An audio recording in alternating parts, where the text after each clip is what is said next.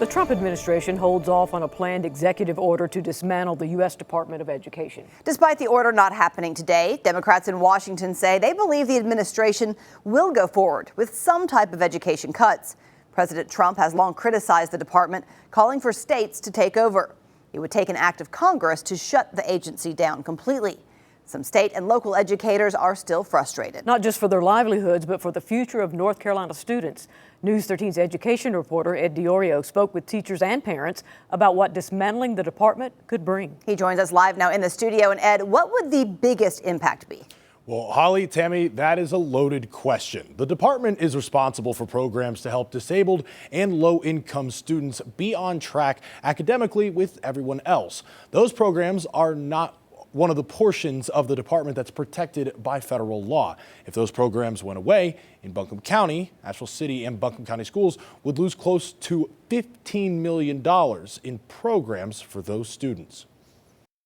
The services that they receive are a lifeline to making sure that they can succeed in school. Shanna Peel is speaking out not just as the president of the BCAE, but also as a special education teacher. She and other educators across North Carolina fear that losing resources at the federal level could lead to making room for money locally.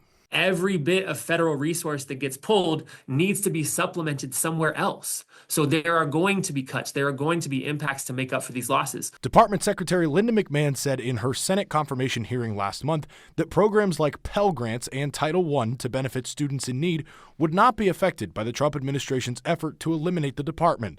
In a message to staff, McMahon also said in part, quote, "My vision is aligned with the president's to send education back to the states and empower all parents to choose an excellent education for their children." I shouldn't suffer because I move from one community that has resources to invest in public schools because of property taxes, and I move to another place that doesn't have those resources. These potential cuts, along with Helene recovery efforts, is a blow in funding many mountain schools would have a tough time taking. We can't have cuts from the local and the federal at the same time. Our schools just can't afford it.